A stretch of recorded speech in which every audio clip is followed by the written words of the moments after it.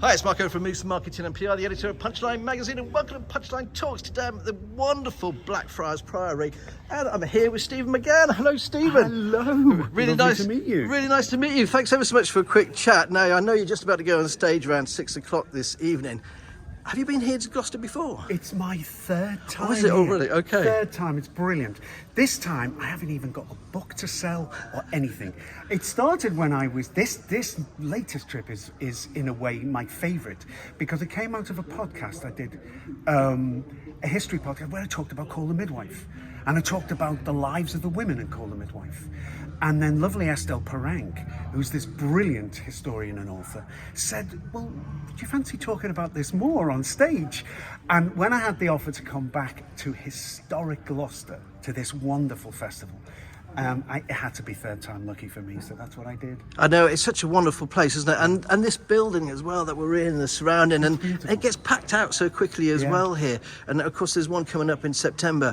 But do you get a chance to see Gloucester itself around the city? Just today, I arrived a little bit early, and I went somewhere I haven't been for years, to the cathedral.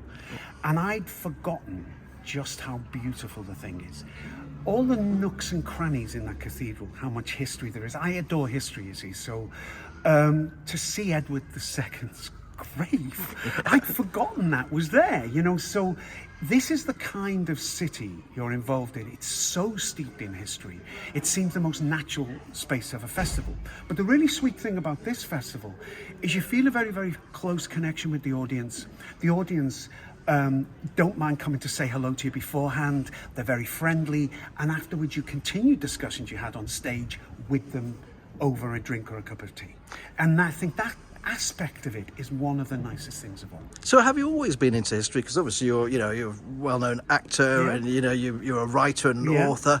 Was it something that you picked up as a young age? You know, one of the lovely things about it, I've got this memory of my brother Paul McGann, who's also an actor, him bringing home stories of the history to me when he was an older kid, and we used to share a bedroom, and he'd tell me about the Romans, and he'd tell me, but we all loved history when we were kids.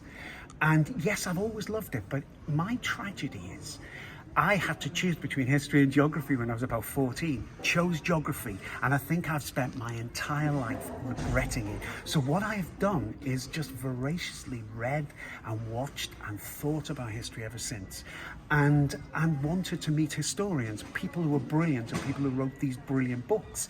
And again, this was the place where I did more of my bumping into really expert people I'm such a fan of than anywhere else. You know, it's a really good place to do it. I think anybody who does geography over history, I think, regrets it. I mean, I was the extra what same. can I say?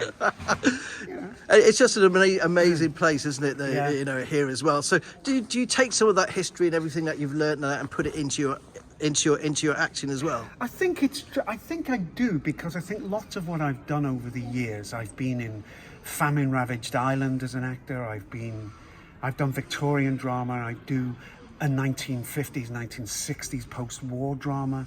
I think history has a different feel to it, but what you've got to do is you've got to invest in the history and the historical moment you're in with an immediacy and a humanity, but that's not the same as doing it as if you've just walked into the pub in 2024. So history it's on your back and it's on your shoulders all the time when you do those things. Dressing in these wonderful costumes as well is great.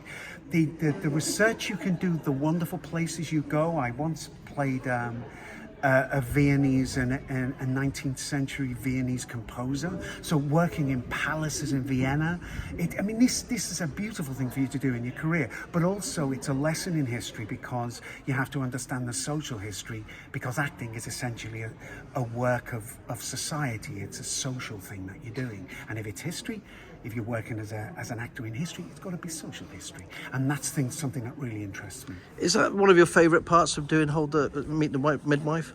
Yeah, absolutely, it's a part of it. And the fact is that I'm passionate about that, actually. But the journey for me over just about to go into our 14th film series, and unbelievable. Never thought it would go on so wonderfully and cover such a wonderful period of history.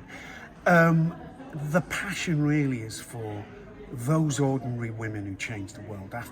If you take Call the Midwife, you have a post-war world, which by the end of the 60s into the 70s, where we are now, so many new laws have been passed, so much had changed from the war-ravaged austerity 50s. So much has gone on, and so much changed step by step by the action of ordinary people not wanting to put up with things as they used to be.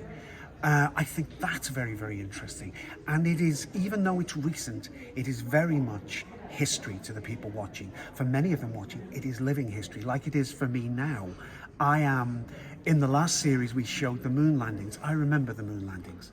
The children who play my children in the show, I was able to tell them what it felt like, because they were sitting there watching the moon landings in the show. And that's what I'd done with my parents. So they were fascinated. I was able to say, well, it took a long time for them to come out and think, that's history to me.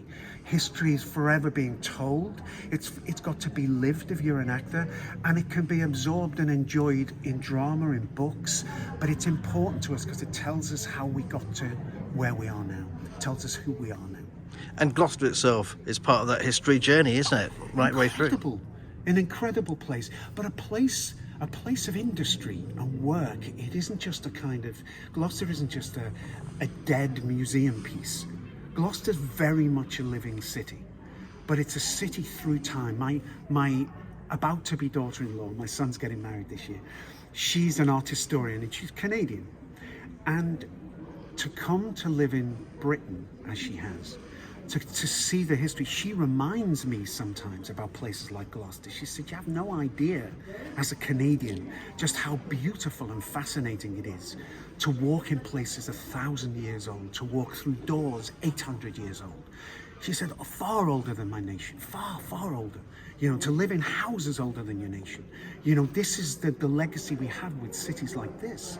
It's such immense time that we've lived, and what it does for us as a people is important. We mustn't neglect how we get to here with so much time behind us. Stephen, absolutely wonderful to meet you. Thanks so much for spending you, some time. mate. Thank you very much. Cheers.